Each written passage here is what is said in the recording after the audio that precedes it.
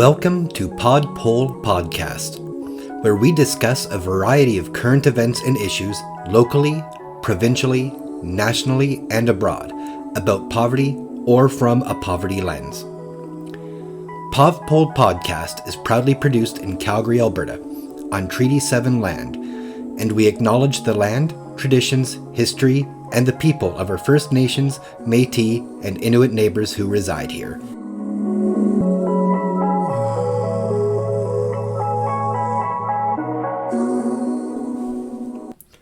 My name is Nigel Kirk, and I am your host today.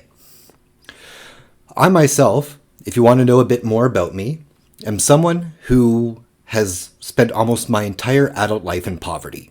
That includes 10 years on and off the streets, and I have been involved in human rights work and homelessness for the bulk of that time. My first time trying to do human rights work with homelessness was after noticing the number of assault cases going on against the homeless community and the way people in general treated those who are homeless. Everything from spitting at panhandlers to rhetoric about blaming people who are homeless for their homelessness. At that time, I decided I wanted to take a stand and began pursuing projects to try and advocate for human rights and dignity for our homeless community. That has since been brought it on to trying to also fight for better treatment of everyone who's living in poverty. This includes everything from how we victim blame people who are in poverty and victim blame people who are homeless to voter suppression and everything in between. So, let's begin. Let's introduce the format first. Not every podcast is going to have this particular format, but for the first episode, I needed something. So, we're going to start with our first segment, which is where I have 4 topics, and I'll go into these topics in depth. Then, in our second segment, we're going to go with a lightning round, where I quickly go through a variety of topics briefly. 2 sentences, maybe a paragraph on each particular topic. Let's begin. Our first topic today is going to be COVID and how it's impacted people in poverty. Earlier, Kenny announced his plans to help reopen the province. He announced quite some time ago that it'd be in 3 phases, and he announced that this week we are going to be entering the second stage of reopening the province. And this got me thinking as to the general thoughts on COVID and how it's impacted people living in poverty. And I think a lot of people tend to forget how COVID-19 has impacted people in poverty. It's often not part of a lot of the discussions I've been in. There's discussions about making sure that kids still have an adequate access to education, to students having their convocation, to when our hairdresser is going to be allowed to cut hair again. And I think those are all very important issues, especially because a lot of people who are in poverty are essential workers, but there are also a lot of people in poverty who have been either furloughed or had their positions temporarily eliminated as a response to the pandemic. In particular, waiters and waitresses at dine-in restaurants, as well as the aforementioned hairdressers. So I do believe that there is an importance in getting people back to work. But let's talk about the pandemic in general and how it's impacted people in poverty. We've already discussed, of course, the loss of labor for many low-income workers. But there's also been a closure of a lot of services that people in poverty rely on. Some have done an excellent job of trying to remain open. The food bank closed down for a couple of days, and that sent a few people into a panic because we weren't sure how long they were going to stay closed. But within 48 hours, they were up and running again. and had Alberta Health Services come in and make sure that they were doing everything they can. So kudos to the Calgary Food Bank on that. But there are many mental health live-in programs that people, especially people who are coming off the streets and moving into program housing,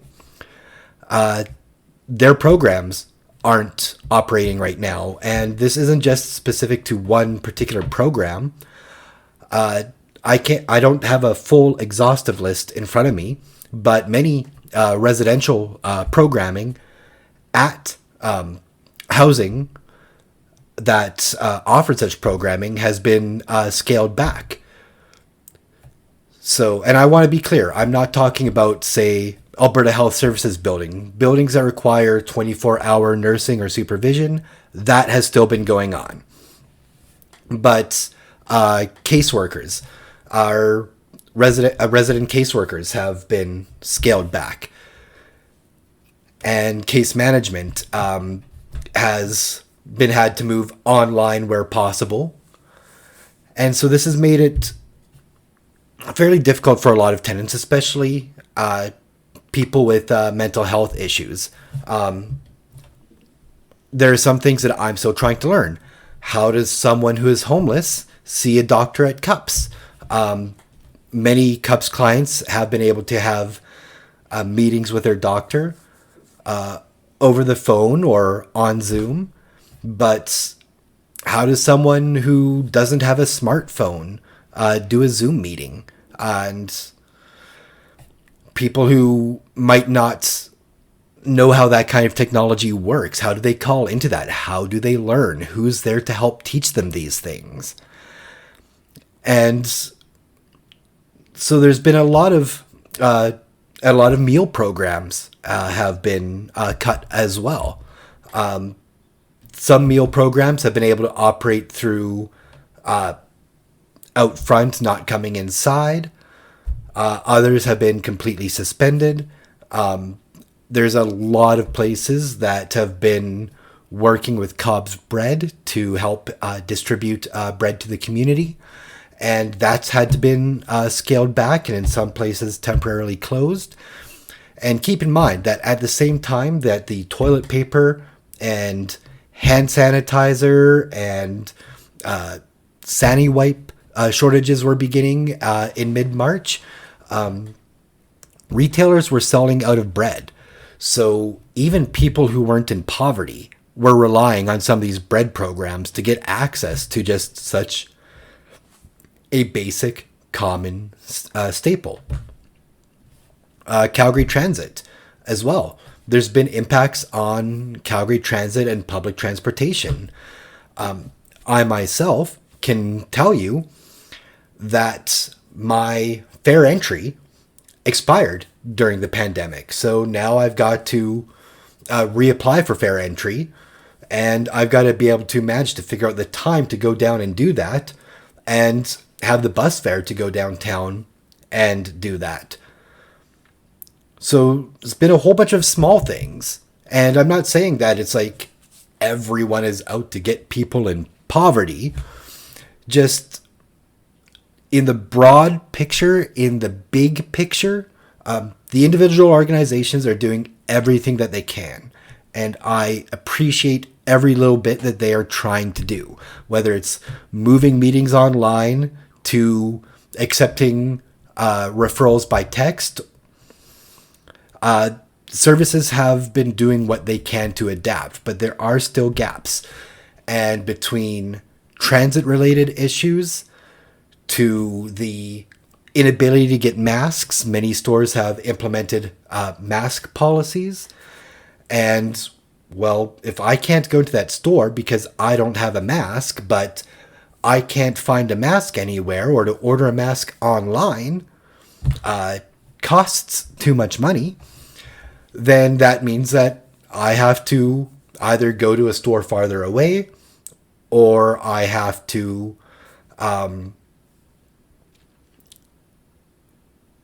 then hit up multiple stores until I can find one that lets me in, or I have to order groceries online. And ordering groceries online is pretty expensive.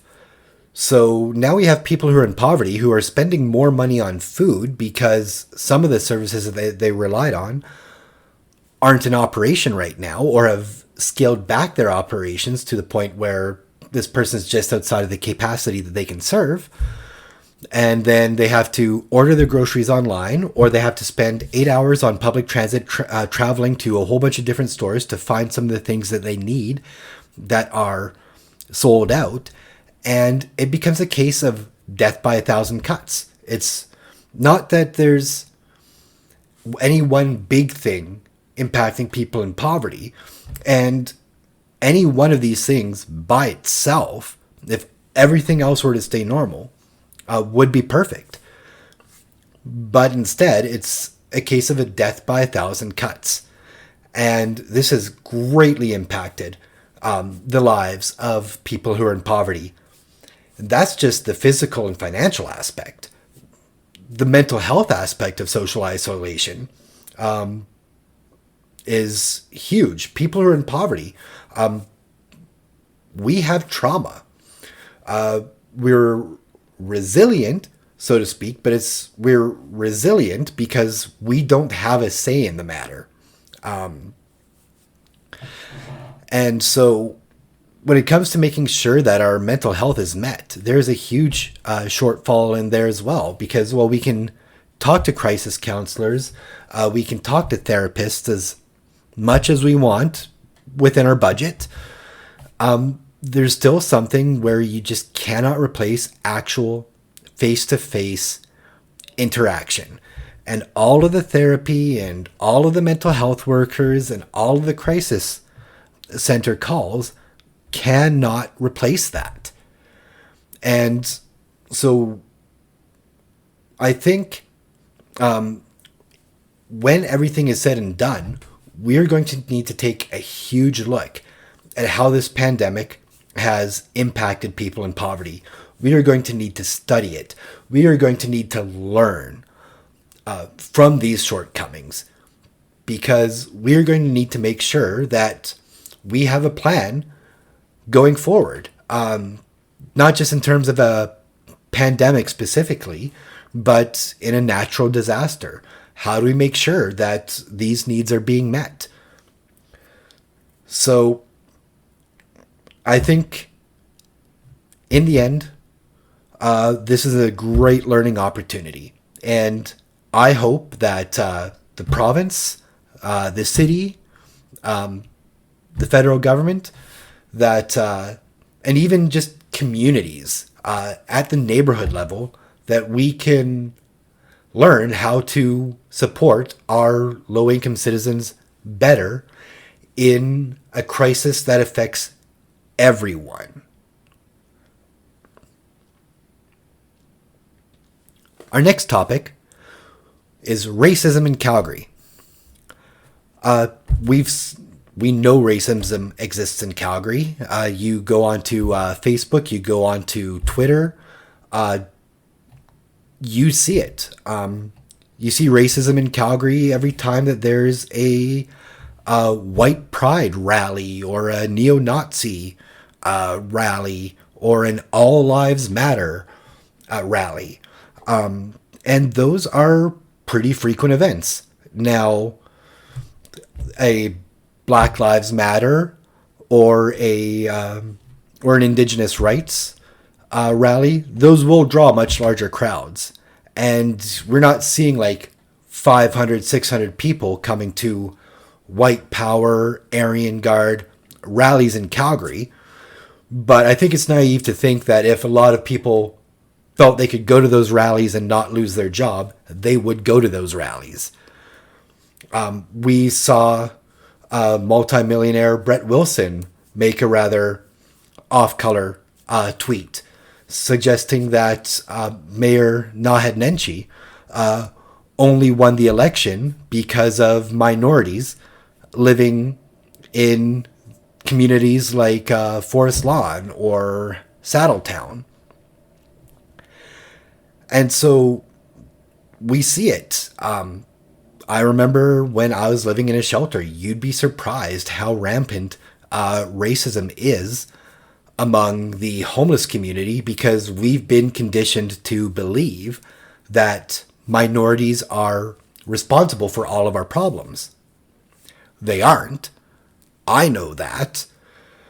But we've been conditioned to believe by our governments, by faith leaders, and by conspiracy theorists, when you have a whole bunch of people in a confined space who are very, very distrustful of society and the system in general, you have a population that is ripe for conspiracy theories to spread. And so we have populations all the way down from the very poorest in our city to the absolute wealthiest in our city, who, if not absolutely racist themselves, certainly seem to be ignorant and willfully ignorant of the racial tensions that go on in our city, and certainly seem to think that making certain comments are acceptable. And so in this city, I think we need to be very, very real about racism. We need to acknowledge it and address it in head on. And I think we've also got to acknowledge the overrepresentation of the indigenous, of the Arabic community, of the black community in the lower classes, and especially in our prisons and shelters. And I already can hear people saying, all lives matter. Why focus on that? There's white people in shelters. There's a majority of the shelter population is white. You know what? Fine. That is true. But when you have such a small population across Canada that is indigenous, and they're making up 37% of the shelter population and over half of the prison population, you got to start looking at the systemic issues behind that. What is missing? What needs are not being addressed? And I will be honest.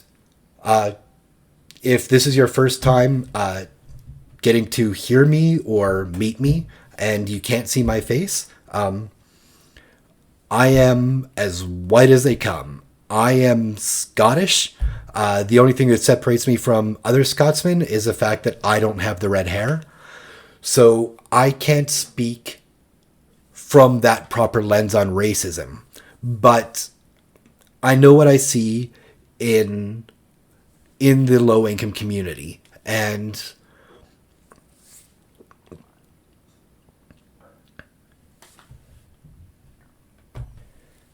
I think we need to work harder to address some of these challenges. I know I've been learning a lot, especially over these past couple of weeks, about the impacts racism has. Both systemic racism and individual racism. Not just the idea that the system set up by our society has been designed to target minority groups, but also individuals within that society as active, willing participants in that. In other words, racists. And I've been learning a lot about the encounters that my neighbors have had with racists. I've also began learning which of my friends and which of my neighbors are themselves racists. So, got to cut ties sometimes where they are. And so, from a poverty lens, though,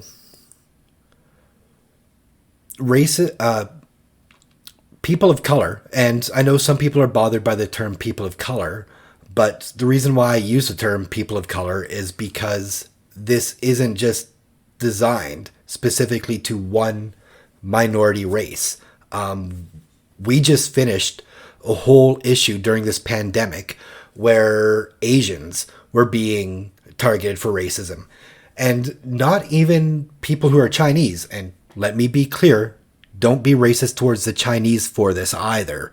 But I have friends who are Filipino who were subjected to the most horrid racist remarks. And I've got friends who are Japanese and Korean, and friends who are Chinese who have been subject to horrible racist remarks, and in one case, an assault. I imagine there's actually more assaults than that. But then we've switched from that to right now, the big issue is Black lives, and acknowledging the challenges that Blacks face in Canada, and in particular, Black Muslims are facing in Canada. And I can't go too in depth on these. I'm not an expert on these issues. I'm hoping in a future episode to have a guest discuss some of these issues. And of course, Canada's long-standing history of systemic abuse towards the Indigenous population. And I'm still every day learning about that. And at the very least, I think we have to acknowledge the impact this has on people in poverty. There's a lot of shared experience between poverty and racism. The biggest difference is that I'm poor, but one day I might not be poor. But someone cannot change the color of their skin. But I think those of us who are in poverty, we need to be able to be stronger allies towards cultural and racial minority groups. Especially those of us who are homeless. Those of us who are homeless absolutely know what it's like to experience police brutality. Those of us who are homeless know what it's like to be carded on a regular basis. And then suddenly that leads into an altercation if you don't have actual valid ID on you. We know what it's like to specifically have laws written to keep us out of certain buildings and out of certain places. We know what it's like to be able to go into a restaurant, and even though we've got our money to pay, the restaurant proprietor or their serving staff, or they'll be like, oh, no, we don't want to serve you. So even though that's a very different issue, and certainly the issue of homelessness should not overshadow the issue of racism, there is some common experience, even if there is a different cause or reason behind that experience, that I think we can ally with them on and we can work with them on. And I also think that addressing racism in Calgary, in Alberta, in Canada, and abroad is actually going to also go a long way to moving forward, addressing how we treat people who are homeless and people who are in poverty. Because again, even though it's a different reason why we target people who are homeless than the reason why people who are Black or people who are Indigenous are targeted, it's the same system that's doing it. And so I firmly believe that if people who are in poverty can strive to be better allies to Blacks, to Indigenous, to Asians, to East Indians, to Arabs, then I think we can work together to try and solve some of these common issues. But we also have to remember a place. We are not going to be going in there to start discussing homelessness and how the police officers beat up someone. Although, on my next topic, and that's why I put it as a separate topic, we will be discussing some of that. But I do also think we need to make sure that we are respecting who we are fighting for right now. And that is blacks. That is the indigenous people. That is Asians. That is Arabs. So this is kind of my call out to people in poverty and allies of people who are in poverty and allies of people who are in homelessness. Something I've always said as a homeless rights activist is I cannot say this group of people, the homeless, deserve justice and then argue that other people don't deserve it. So if you're going to be an ally with the homeless community, you also have to be an ally with racial minorities in Calgary, in Alberta, in Canada, and around the world.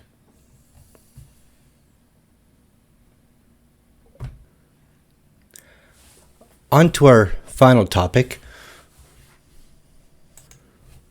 We have the rallies and protests going on in the States. This is going to be probably a much briefer topic, as you already are aware from me discussing racism in Calgary that I admittedly know very little. I've been learning, but I don't experience it firsthand. So I want to quickly move into the rallies and protests in the States. There are a couple of things that I am aware of. I am a bit of an anarchist, and I do know police brutality is an issue. And if anyone's curious, I am part of the Defund the Police movement. It is something that I believe in, and I'm not going to go out and say we need to eliminate all police officers, though there are some who are extreme, but police officers aren't social workers.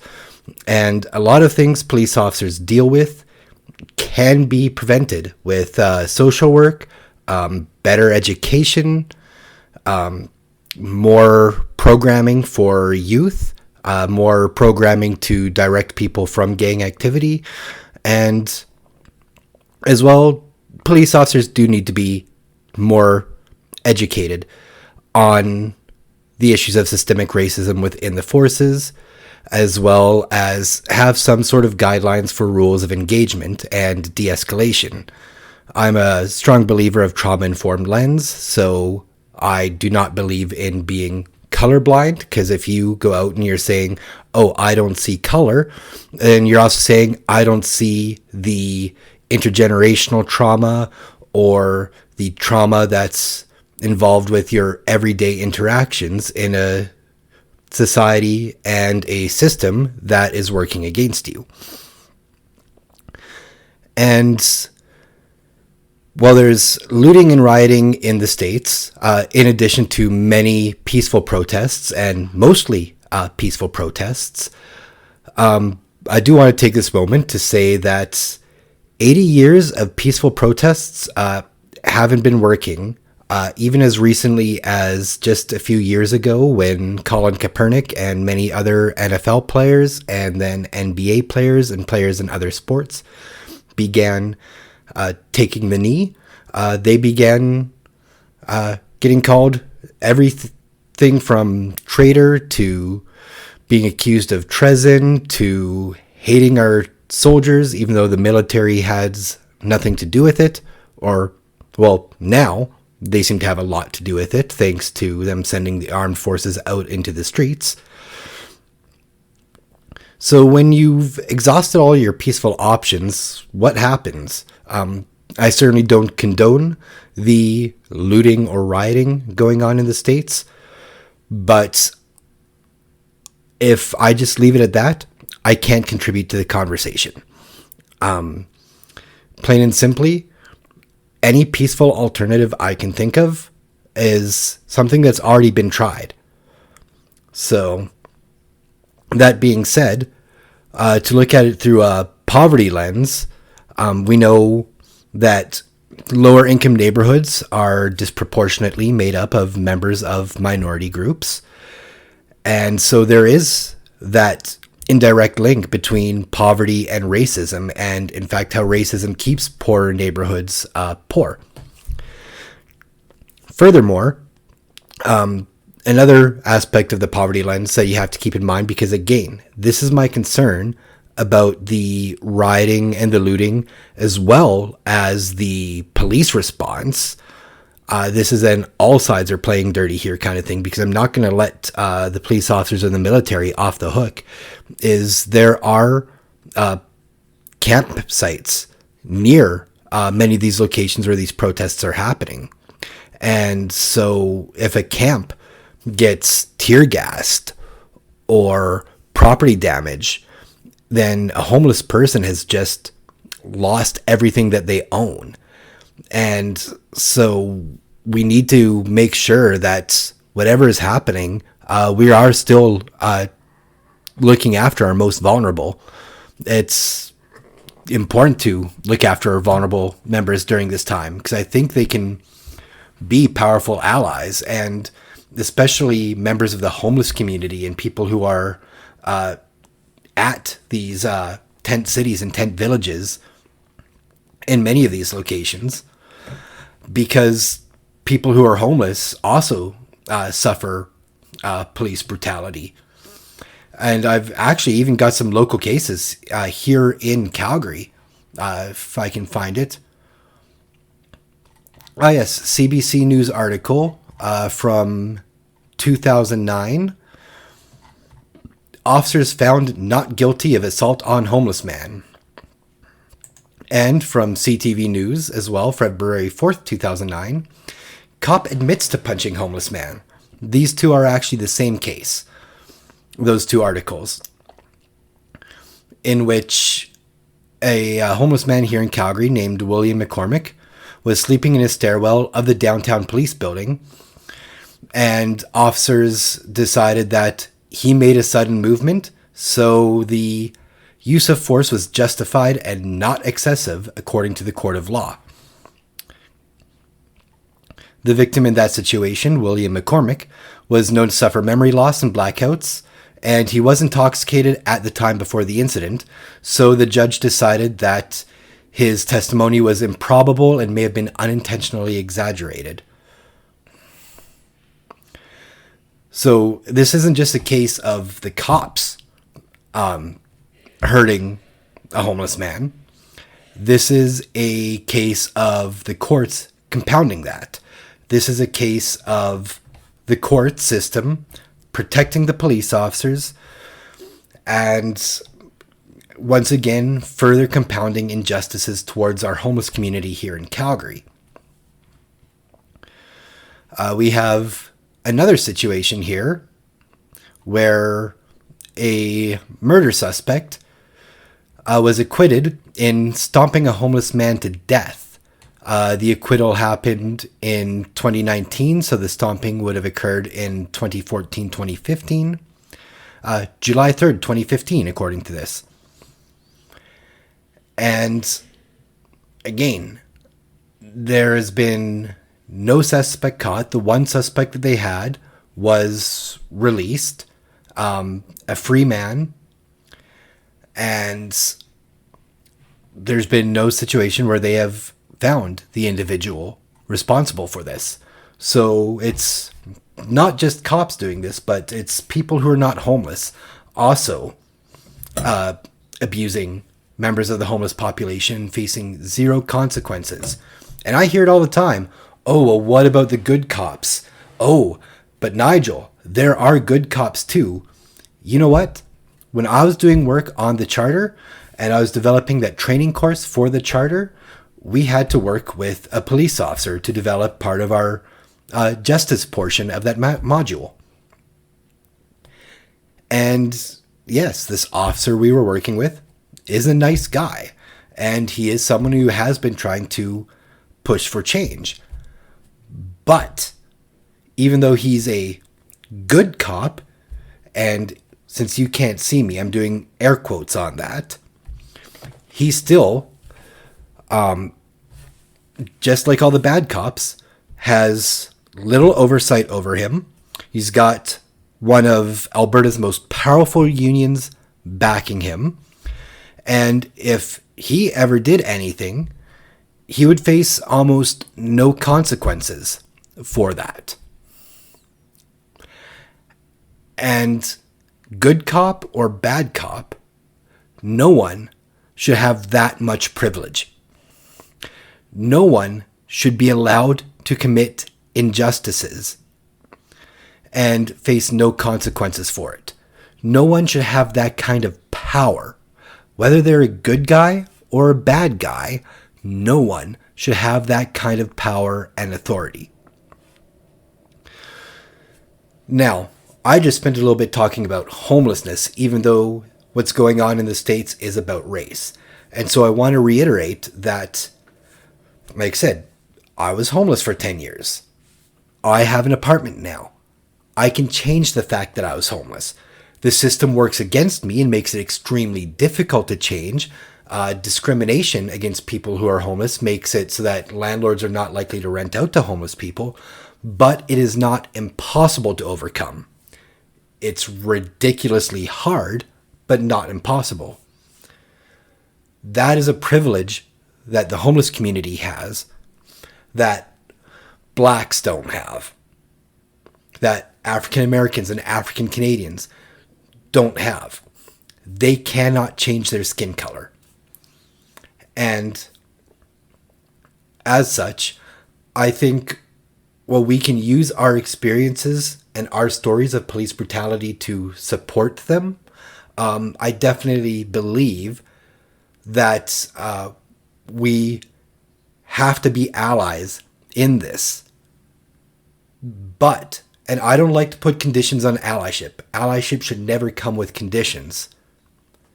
But we also have to make sure, even if we're not talking about police brutality and homelessness, and we're talking specifically about police brutality in a racial context, we need to make sure where these demonstrations are happening that homeless communities in these areas are kept safe. That is a huge concern to me. And anyone who knows me with my activism, homelessness and looking after the homeless and making sure that they are safe will always be my bigger concern that I lean towards. Anyways, that's kind of some things I wanted to point out specifically regarding the demonstrations in the States.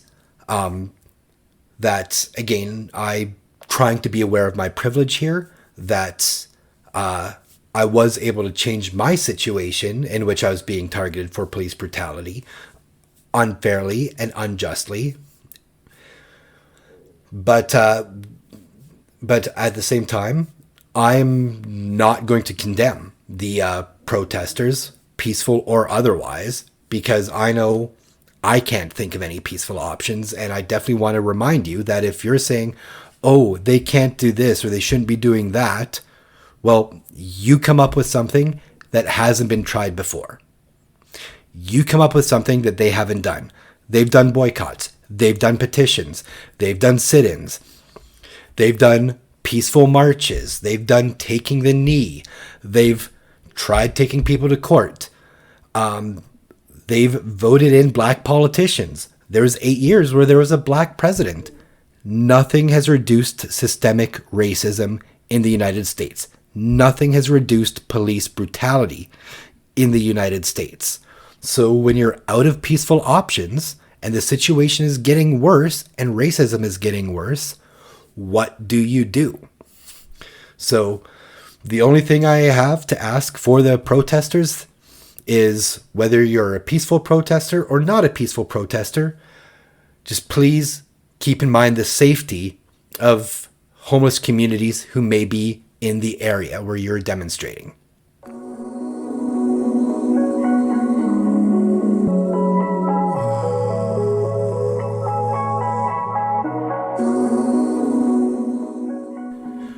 Okay, so now we're going to get into the second segment, and the second segment is going to go by a lot quicker. This is our lightning round. I have before me several topics to discuss, and I'm going to go through them rather quickly, off the cuff. Well, everything so far has been off the cuff. I'm working without a script here, but these are going to be quick. Some of them might be sarcastic. Some of them might not be.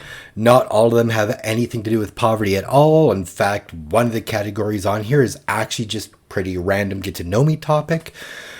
And yeah, let's get into it. The lightning round.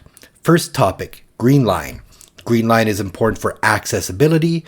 It's important to make sure that people who are working in industrial areas can get to work in industrial areas, but it's also important for linking the city. And in the broader topic of the Green Line, not only do we need the Green Line built in full in both directions, we also need to revamp our bus system so that way our bus system is designed around the Green Line rather than just keep adding a new route every time the city expands.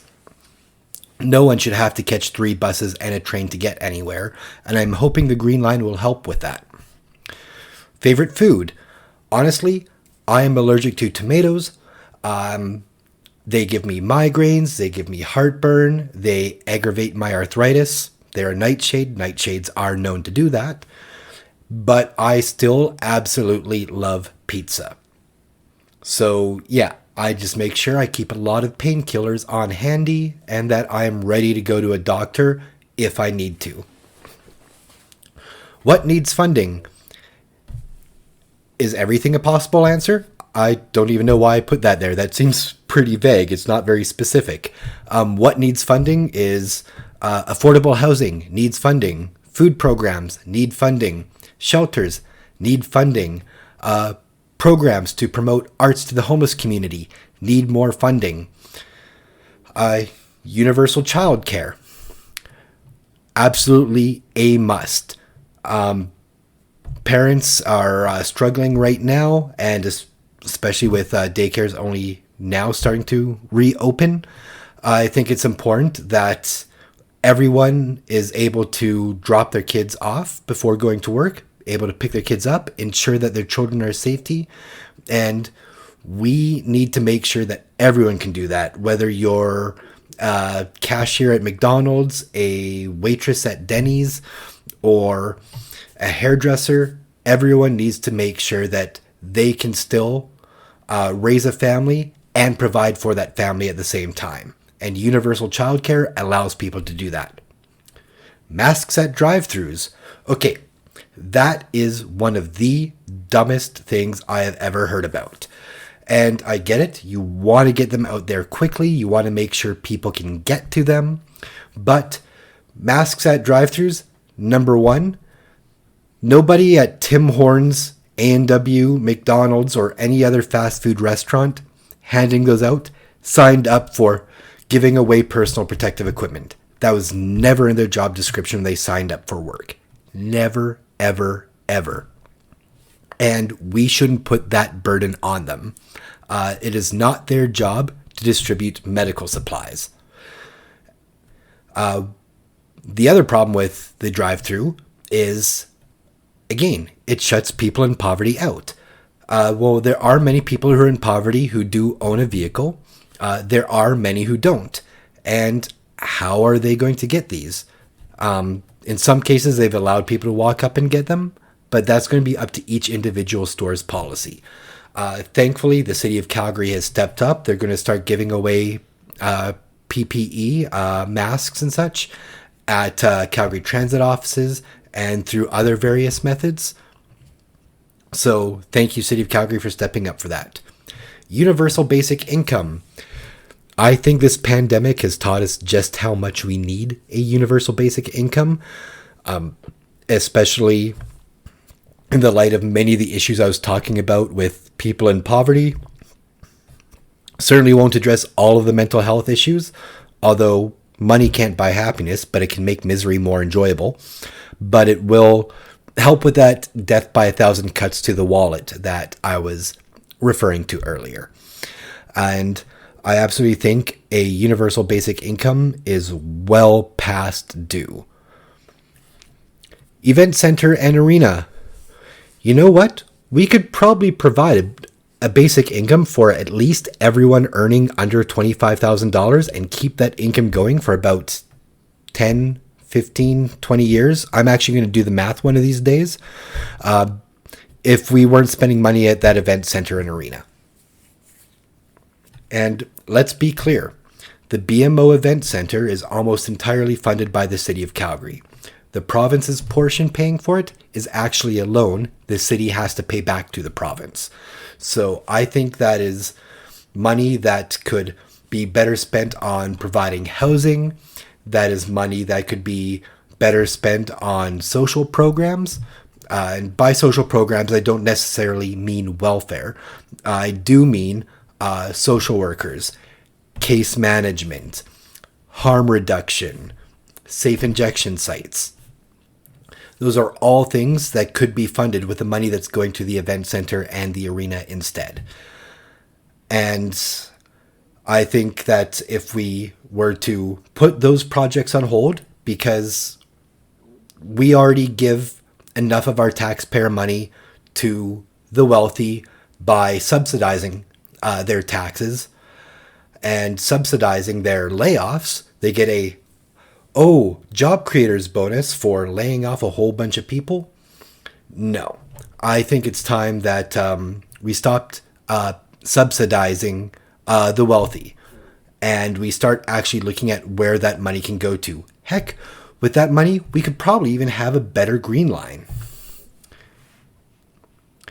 This concludes our lightning round.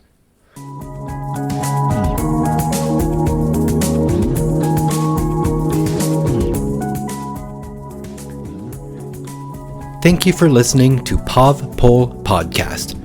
I've been your host, Nigel Kirk. If you enjoy what you've heard, please subscribe on your preferred podcast platform and give us a thumbs up on YouTube or a positive rating on your listening service.